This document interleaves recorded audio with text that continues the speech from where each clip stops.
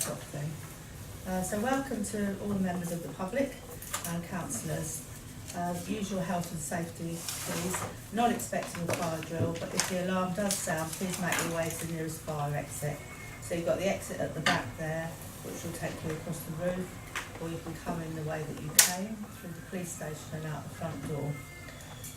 If it's not possible to exit, then the lift lobby is a safety zone in the event of a fire. Under no circumstances should the lift be used, however.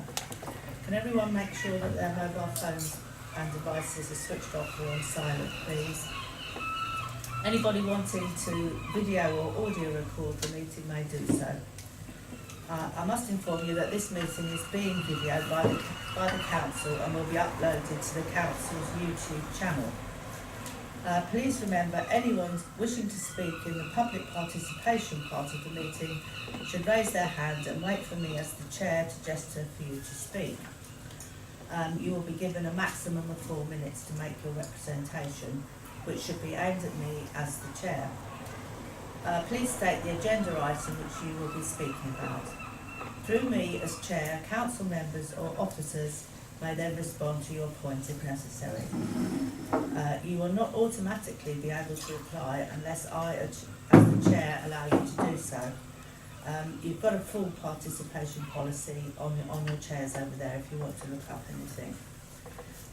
To everyone present, please remember to show respect to others in the meeting and avoid interrupting where possible to enable others to follow the meeting. Anyone present felt to be behaving unacceptably will be excluded from the meeting by me, the chair. Any member of the public looking to leave the meeting should wait for a council officer to escort them out of the building. Thank you, so that's the formalities. Agenda item 1, apologies for absence. We've got Dave Argent due to personal commitments, and we haven't got Bill Webb or Bill Borman. Not sure. Not sent apologies. No. No substitute members. No. Disclosure of interests. To deal with any disclosure by members of any disclosable pecuniary interests and interests other than pecuniary interests as defined under the Seaford Town Council Code of Conduct and the Localism Act 2011 in relation to matters on the agenda. Thank you. Public participation. To deal with any questions or brief representations for members of the public in accordance with Standing Order 3 and Seaford Town Council policy. Anybody like to speak? Can you just stand up? No. Yes, please do, so we can hear you better. Right, hello. My name is Sandra Coleman. Sorry. Sandra Coleman. Sandra Coleman. I've lived in Seaford since 2005, and I've recently joined a small group of people who are involved in promoting the Refill Seaford and New Haven scheme, which I'm sure you have heard of. Christine Brett is the one who's sort of leading the group, and she's on holiday, and she's asked me to read out a short note if that's all right for you. Good evening, Madam Chair and Councillors. By now we are sure you all know that last month City2C accepted our group into the official Refill family, and we are doing our best to encourage local customer-facing businesses to join the scheme. We would like to thank Councillor Lindsay Freeman for encouraging Seaford Osteopathic Clinic to join, as this led to 3 weeks of discussion with the Border Centre being brought to a close with another registration. Refill is a national practical tap water campaign that aims to make refilling your bottle as easy, convenient and cheap as possible by introducing refill stations on every street. The aim being to allow people to ditch the need to constantly buy polluting single-use plastic bottles, while also drawing people into shops, bars and other public buildings they may not usually enter, thus increasing awareness of local businesses and services. Participating cafes, bars, restaurants, galleries, museums and other businesses simply put a sticker in their window alerting passers-by to the fact they're welcome to come in and fill up their bottle for free. Users can download the free Refill Rewards app to see where you can refill on the go or at new places to refill. This brings in extra footfall, and it might be that refillers will buy something anyway or return to the premises to do so in the future. Currently, Seaford now has a network of 11 refill stations within the town, and more are actively being sought. We will be having a small launch event on Saturday, September the 1st at Frankie's Beach Cafe, which is one of the town's first refill points, from 11 to 2 p.m. A press release will come out later, which we hope Seaford Town Council will publicise. We would like to see as many councillors as possible attend on the day and welcome any other support you can give us. Suggestions are welcome. We know we are too late to apply for a community fund grant this year, but any financial help would be appreciated as we have overheads and publicity materials to cover. Thank you. Thank you very much. Thank you. Do you want to respond to that? Or Well, apart from that, we fully support that, and the press releases, yes, do let us know, and we'll get all those out for you. We can put it on our Facebook site and Twitter. So yes, fully support you on that. Well, just to Thank say you. that it's obviously it's a complementary initiative to the Plastic Free Seaford, which is sponsored by the council. So I know we're going to work very closely together. So thanks very much for that. Thank you. Good evening, everybody. Good evening, Chair. I'm also one. There's four of us: Christine, Brett, Sandra, myself, and a young lad called George Taylor, who's covering the New Haven side of things. And Sandra's filled you in about the refill and our launch. But following on from that, I've got just a couple of questions. Really, it's related to also what was written in your report as well. Thank you for your monthly report as well. My question is, at the Bonningstead, there's the beach huts. There was sort of a rumour or being said that there's going to be a water tap there.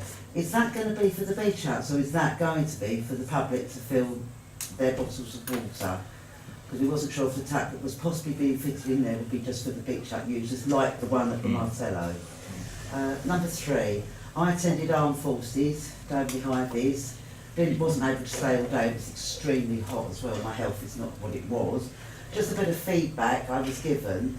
The one bin for the stall holders at the end of the day was just a big bin at the entrance. Right. None of them had any, but normally when we've done Armed Forces before or Motorfest, we actually give out the black sacks to the stall holders so that if they don't bring any themselves. So I did, when I was litter picking, I did go around and give them all a black sack, but they were a bit whingy, and someone specifically came to me and said, could more bins be arranged? I don't know if that's a bit of feedback for you. Okay, thank you.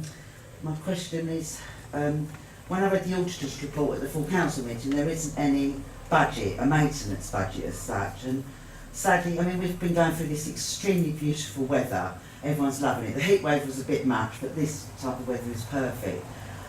We never had much or any management on our seafront through those long summer days, especially at the weekend because the council offices are closed.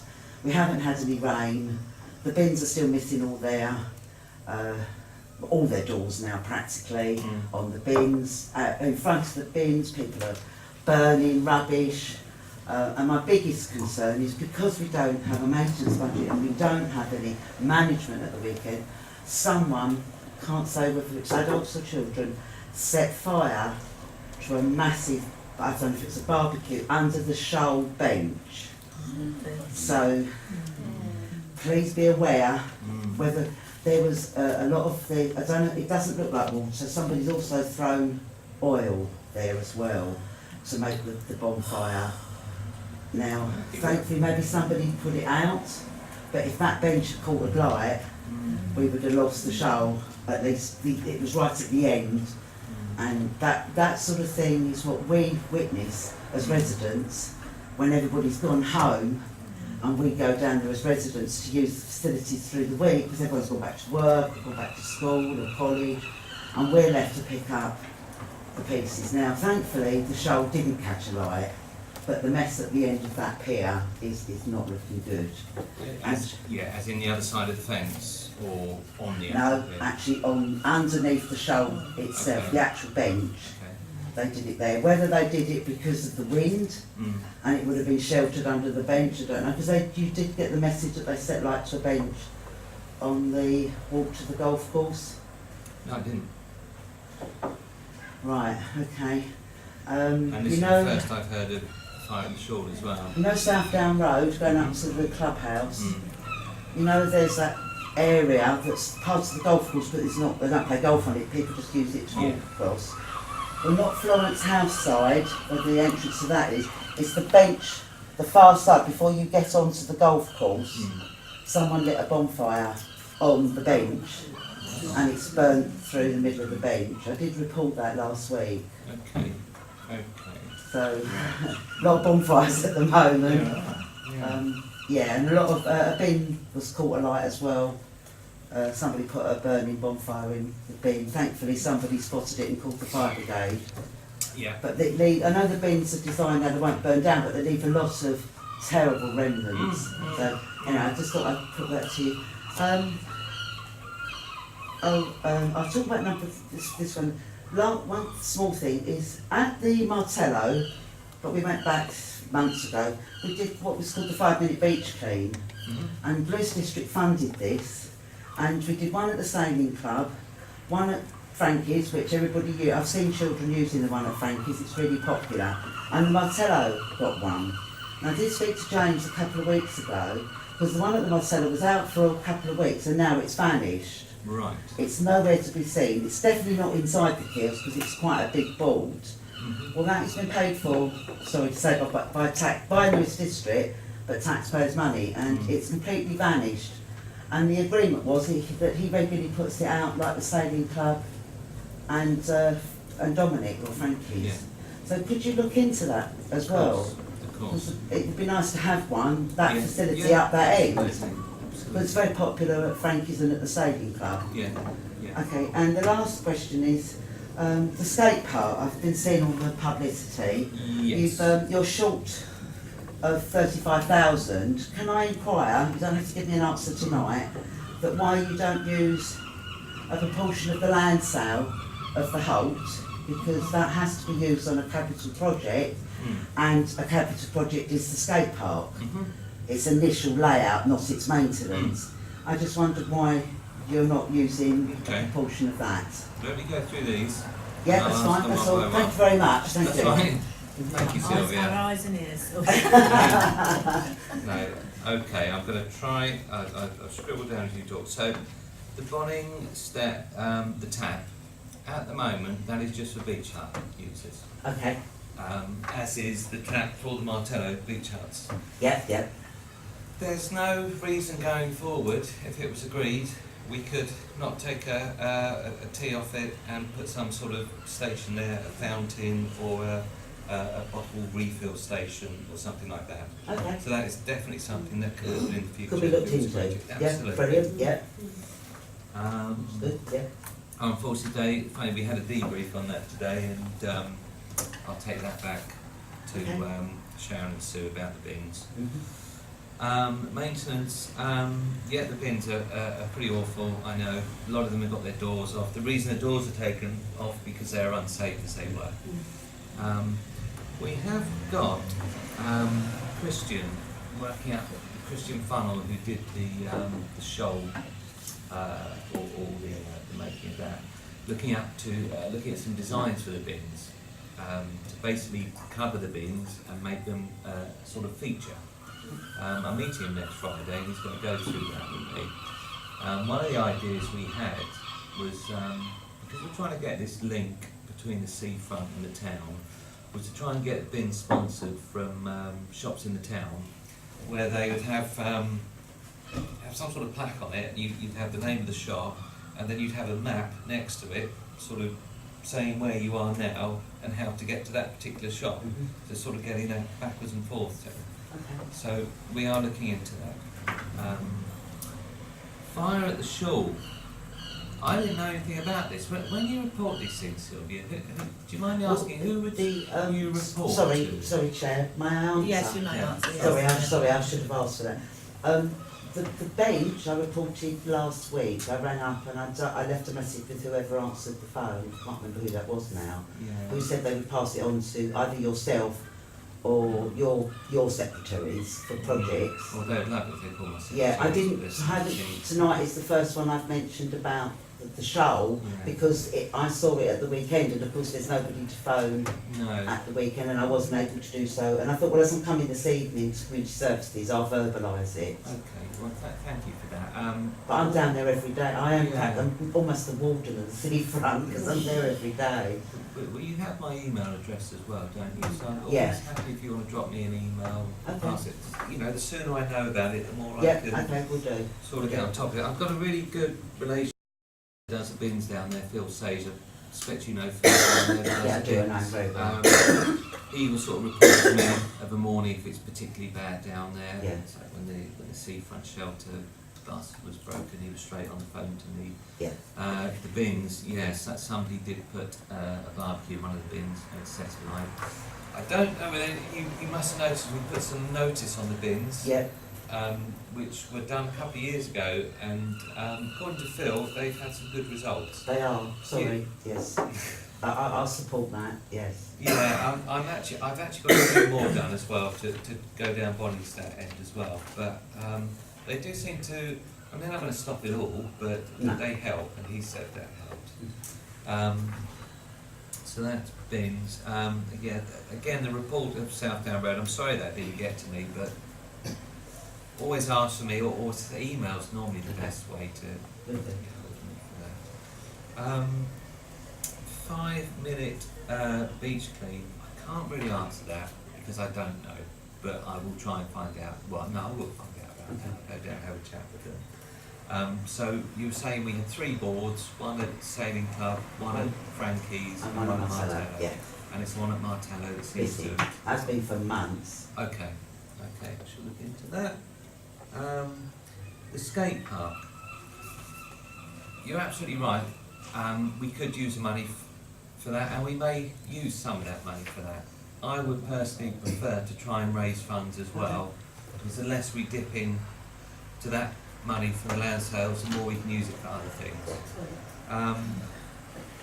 The fundraising, I can't really start fundraising in earnest until we have the Section 106 money, which I'll talk about a bit later. But yes, you're absolutely right. We could prop it up with money from beach sales. We could also look at the design of it and do a bit of value engineering to sort of work around the money that we have got. So I think with the skate park, the Section 106 money is the critical thing, Okay. and whatever we get on top of that would just be a bonus, really. Thank you. So, thank you. I'll just mention at that point that I have discussed with Tony about some potential funding from the Community Safety Partnership, which we might tap into Yeah. at some point for the skate park. Excuse me. Just for a minute, you said about Councillor Baldwin. Is Councillor Bebbs on your committee? Not Councillor Baldwin. Sorry? Is Councillor Bebbs on the... Yeah, Yes, Councillor sorry, Baldwin. both of them are. No, Councillor Bebbs on there now. Not Councillor Baldwin. It's webinars. It's not He withdrew. Well, he's not on the Yeah, you do. Come on. I do have him on here, but okay. Thank you. I will. It's all being recorded, so, you know, Okay. say something else. Thank you for that. Linda? I feel quite shocked about the shoal. Is there some form of fire resisting paint, or you know, that you can protect the wood, fireproof the benches in some way or another? Well, the wood is only a part of it, isn't it? A lot of it is galvanised metal. Yeah. So, These slats but- would be. I mean, the slats are solid oak. It would take a lot to get them alight. I think the whole thing of it is it's a natural looking wood, and I think the idea of it is that it ages naturally. I think we start putting fire resistant I don't know, varnishes or paint on it, it could distract from how it looks. When I meet up with Christian on Friday, I will mention it to him just to see what his views are. Even if you did under the under, yes, okay. No, I'll look into that. That'd be terrible. It would be terrible. It would be terrible. I think, if I can just interject there, I do think it's important that something like that is also reported to the police, because I go to, I go to the Community Safety Partnership, and I've been in a meeting today with Katie Borner, and one of their complaints is that people do not report things. And so, I'm not going to say that they're going to suddenly have a patrol going to the show, but unless they know about these things happening, they won't enforce their presence or anything. So perhaps that's something we can all learn, that it's worth actually making that call and reporting that. Yeah. It forms a pattern. Yeah, it forms a pattern. It does. They for all the numbers they give out, the crime reporting numbers, it flags up something on their system. The more things flag up, the more chance we've got of having some community police officers. Councillor Hanlon? I was just going to make a comment that I heard last year or the year before, that the reason a lot of people, if people physically want to come and report things to the police, people are saying that because the desk sometimes closes at 2 o'clock, people aren't always being able to report things. Yes, I think it is a difficulty if you want to report something in person, but they've got several dedicated lines now, and if people want, one thing I did this week, and to me it does work quite well, is the Report It app, because if you've got a pile of rubbish anywhere or something abandoned or broken glass, you can report it on the spot with a GPS locator, and they are pretty good at getting back to you to say what they've done about it. It's not the same as reporting a crime, I know, but Maybe that's something that needs to be advertised advertisement. because that's the first I've heard of that. So maybe that's something that needs to be promoted. So can I just say the Report It app is for the neighbourhood first people as opposed to the police, isn't it? It so is, it's not but like it reporting does- something to the police. But it does actually cover anything, litter and anything broken, Right. and obviously the dreaded potholes, but it is another way of reporting things. Yeah. And especially with the seafront, if those bins are overflowing, you can report it. Just one more thing on that about reporting to the police. When the seafront shelters, when the glass was smashed in those, I reported that online with the police, and it was really easy to do. It was very straightforward, and within an hour or so, I got a crime reference number back. So there's there's a desk downstairs, there's on the phone or online. So there are ways of reporting these things. Councillor? Yeah, would it be worth putting out a press release about this reporting ability? What's it called? Neighbourhood First. Neighbourhood First, there have been things out, but yes, yeah. Put it on a another website one. or something. Yes, yeah. We are getting more and more close linked with Neighbourhood First. We have an officer here in Seaford called Belinda who pops in to see us every Tuesday just to report things. And if anything's really bad, she'll give me or one of the team a call. But yes, press release would be a good idea. Maybe just to finish this item, we could discuss having a press release which gives a whole range of different reporting mechanisms for all of these things, Okay. online and Yeah. the whole lot. It might be worth having a look at that. Thank you for that. Right, going on to agenda item 4, which is the officer's report.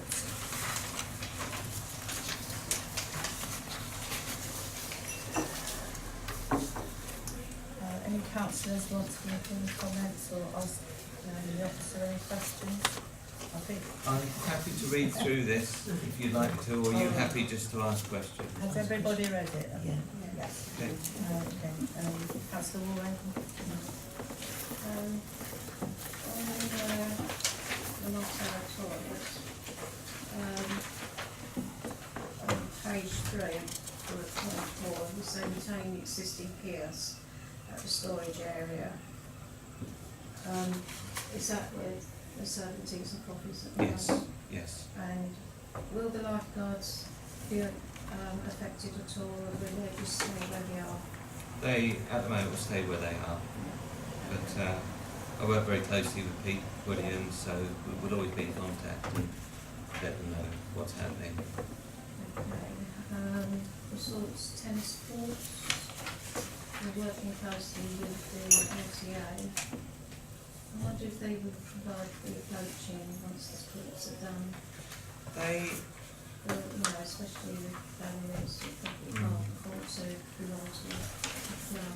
no, we're looking at something with them called Tennis for Free, which is something that we're looking to sign up to. I don't know whether our courts are good enough quality for it. I think they probably will be, but if we sign up for Tennis for Free, they will fund us for a coach for a couple of hours a week, and also give us some equipment and give us a lock-up to put it in, and that would help set us up.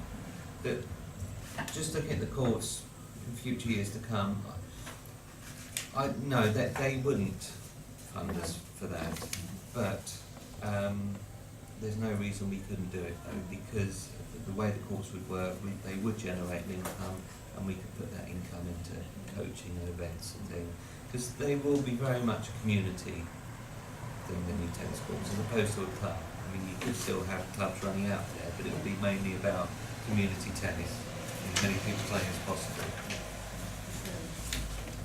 1.10, this is tongue in cheek. Can these people cut grass? Or clear it up. Yes. No. You know the answer. They can do a bit of strimming, they can do a bit of weeding, but it is quite low skilled things. They have been fantastic though. They've saved us a lot of money. I don't know if anybody's seen the back of the beach house, but they've scrubbed all the green off. They've done a really good job.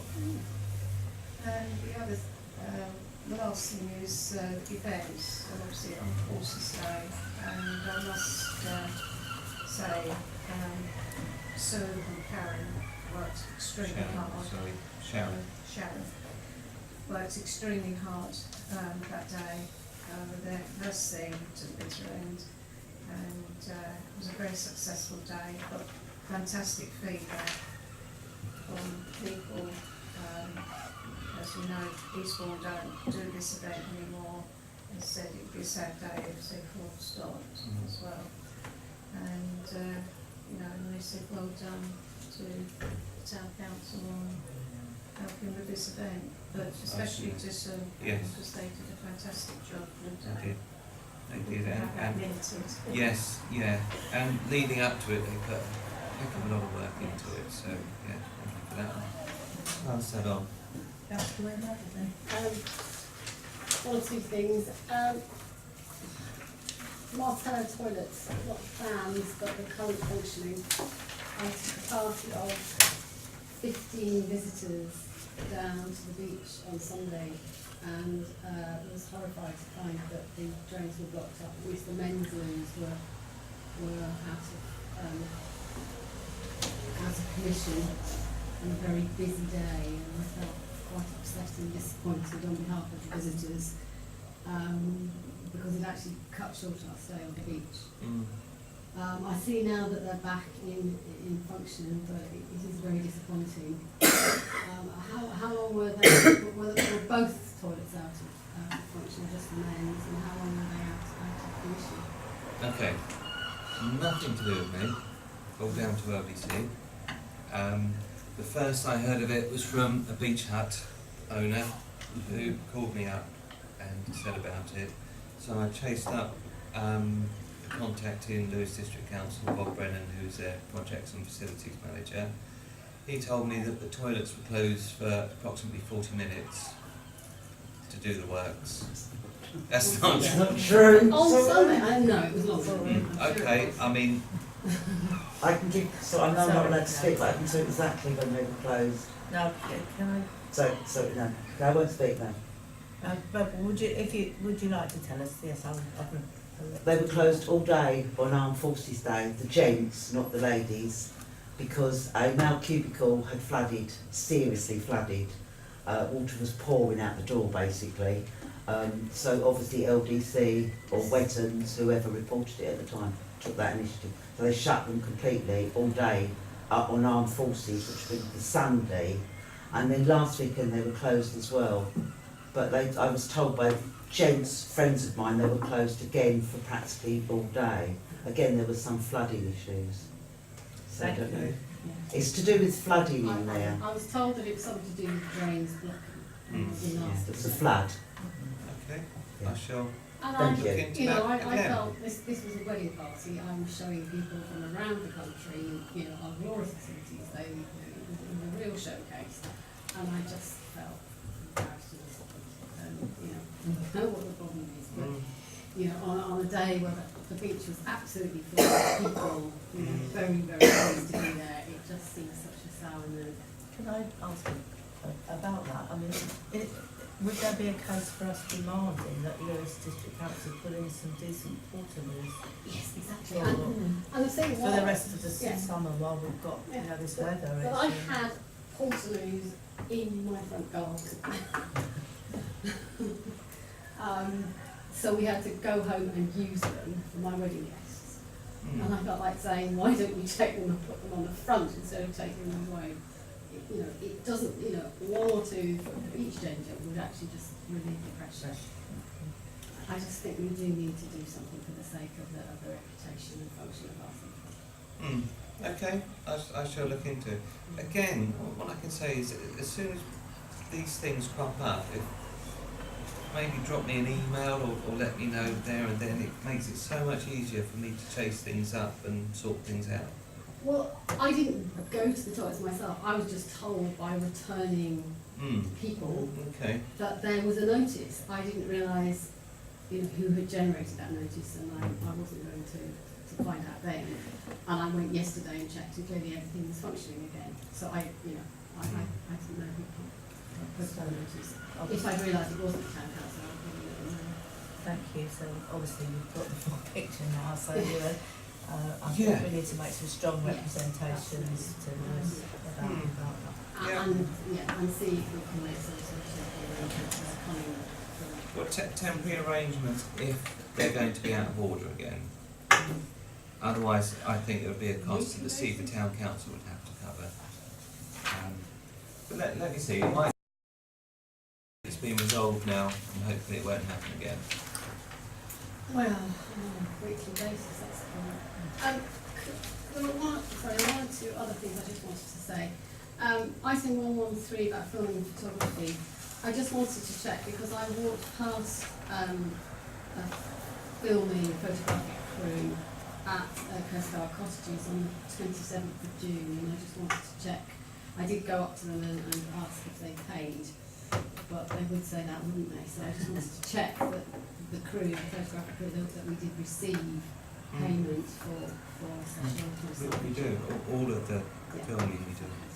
Yeah. And the last thing I wanted to talk about, I know it's not our direct responsibility, is the cutting of this very long grass. I've had the angriest neighbours I've ever had, who actually all, because there were several big celebrations going on around the golf course, everybody got together and actually cut down a lot of our verges because they knew that there were special occasions going on. But the problem was that in Chimpton Road on the side of the golf course, it was cut down like a meadow, and the grass wasn't taken away, so it was flying around. So there are two problems. One is that it's actually it's cutting the grass, but it's not taking it away.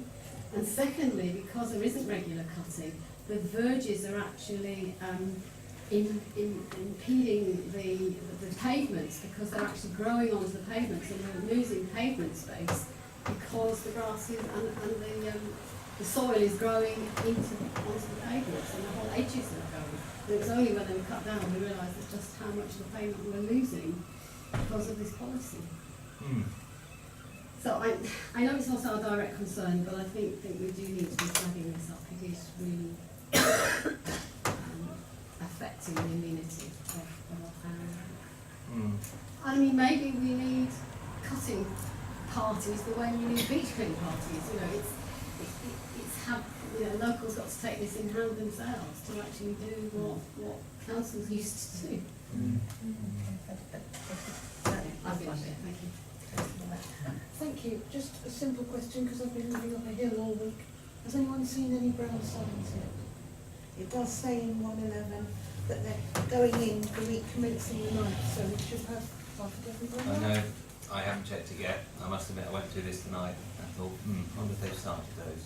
Oh, so nobody's So- gone past one then? I haven't seen any, no. I shall chase it up. Can I just come back to Councillor Rimmer's verge problem? Just to let you know that it was discussed at the planning committee, wasn't it, in quite, you know, the discussion went on for quite some time. But unfortunately, it's more about making contingency plans for next year, presuming that East Sussex County Council are going to keep their cuts, sorry the pun, their cuts on the cuts. Yes. So for us to have a contingency plan to manage it properly so that we don't have this next year, but that's not going to be a short-term solution, unfortunately. I mean, they let us know very last minute this year, so we had no chance to budget for doing anything ourselves. Yes, that's right. There's because we have got councillors with expertise. Obviously, we've got Olivia and we've got Councillor James. Yes, so we've got you know, we've got people with those expertise, and the idea was that there would be a small working party to talk about cross management for the town for next year. All to come, Jan, tomorrow. Just going back to it, I think, and it might be something we can get the community rehabilitation group to help us with. At least with the sweeping up or the tidying up the veggies, things like that. So, Sorry, there was also a suggestion that all of them actually need to be cut. So some could actually be left for like the whole year, depending on where they are in town. I mean, obviously anywhere near roads, I think has got to be cut from sort of a safety point of view. But yeah, it'll just depend on where they actually are. That's So coming back on the bleeding on the one side coming into Seaport from Bishopstone end, as you approach Claremont, one side of your road, high grass, which is like a tinder box because of this weather. You've only got somebody driving the car who smokes things out the window and up it'll go. The other side is cut. But I mean, I think as an entrance into the town, I think it always used to look nice, both sides cut. But it is, especially with this hot weather and it's like storms, it is a hazard. Or a hazard. Anybody else got anything from the report? I just wanted to just ask one question, if that's okay. It's about the swing, the new swing that's going to be installed. Now obviously this is an extraordinarily expensive piece of equipment that we fundraised for. yeah. Amazing. And looking at the picture of it, one can't imagine how it costs that amount of money. My question was really going to be about insurance for that. I mean, is it fully insured under our policies? Yeah. Well, yes, it will be. Something that Lucy, the finance team, sorts out. The cost of it, the actual swing itself isn't the big cost. The big cost is getting it here, doing all the groundwork, getting it in, putting a fence in all around it, putting a gate with a radar key. The swing itself has got its own compartment with a radar key that, you know, so other people just can't use it. So, you know, I would say the swing is about, I think, £3,000. It's everything else that's cost all the money. Yes. Okay. Thank you for that. So everybody happy? If I may, I'll just have a couple of updates Yes. actually on some of the notes I've done. With the skate park, I chase up Lewes District Council just about every week on Section 6 106 funds. I did have an update yesterday saying that the contractor has been invoiced, so they are waiting for funds from the developer now, so it does really feel like things are moving there. The other thing I've got, the wheelchair swing, Tom came in today, the open date for that's going to be the 28th of July, 1 p.m. And that's it, thank you. So that's all I've got. Thank you. So for the projects and facilities manager's update report, we are asked to note the contents of this. Is everybody in agreement with noting the contents? Thank you. So moving on to the finance report. Again, it's back to Tony. So is there anything you want to highlight in this? There's nothing really stands out. When this report was done, we only had up to the end of May report to work on, but most things are on budget. There are some, you see with the salts, the Crouch, one of the other places, we've got some issues with Business Stream, who I think do the water and sewage. For some reason we've been overcharged, but finance obviously had to chase them up and sort that out. Nothing much else really. We hope to have a good income from the building this year, more than last year. It's been a really good year this year. We've got the film happening at the moment, the Hubgap film, and we've just had an inquiry for a 3-week shoot in September, even bigger than this one, which will also be in Cookmere, Haven and Alfriston. So that's very exciting. But they're just steadily trickling in, so it's a great bit of income for us. Open questions? No, I've got a couple of things I was just going to ask about. I've lost my notes, but I was going to ask it. The beach hut sales, they still seem very slow to me. I mean, is there a plan B for selling the beach huts? We have increased the advertising. We've gone into a magazine, what was called Magnet, is now Sussex Living, which we like the look of because it goes sort of up Heathfield, Burgess Hill, all those places. And those do seem to be the sort of people that are interested in buying a beach hut. It's a bit of a bowl hole on the seafront. We are continuing doing the open days, and that's really about all we can do at the moment with the resources we have. We may have to look at the possibility of some leasing, depending on how things go. But at the moment, we obviously would like to get the sales in to go towards the seafront development plan. Sorry, did you want? Yeah, if you don't mind it. I just think it's such a shame that we can't dress them up for some photos and pretend some of them are lived in, because when they're empty, they're so neat and identical and grey that they're almost military, and it would be nice to see them with some imagineering around them, like a beach towel or a chair on the front porch, to give them a bit of colour. That's okay. No, when I did the beach sculpture competition, the beach at the end was all dressed up with bunting, and really it's been fitted out nicely inside. So it is very, very welcoming. I've not spotted that. If you come down at the weekend, the last few weekends, there have been 4 or 5 beach huts open, the doors open, people have put umbrellas up, in the front, tables and chairs outside. The ones that we have got the open days on, Mark, who does the sales with me, has got all bunting around the ones that we have, the table and chairs out. It does look really nice.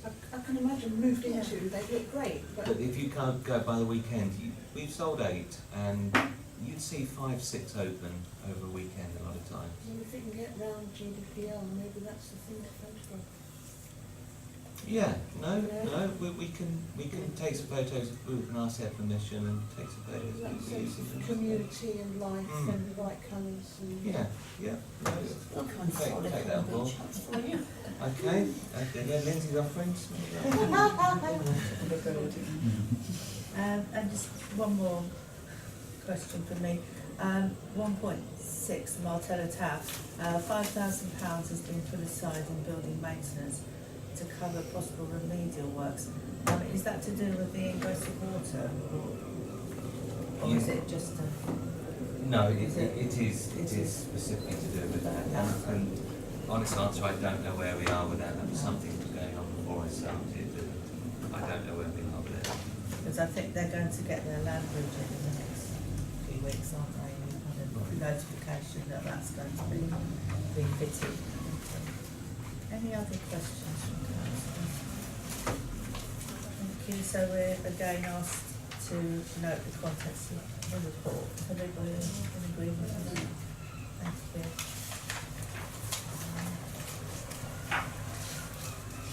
Right, so I think that's the end of this quite short meeting at 7:45. Thank you very much, everybody.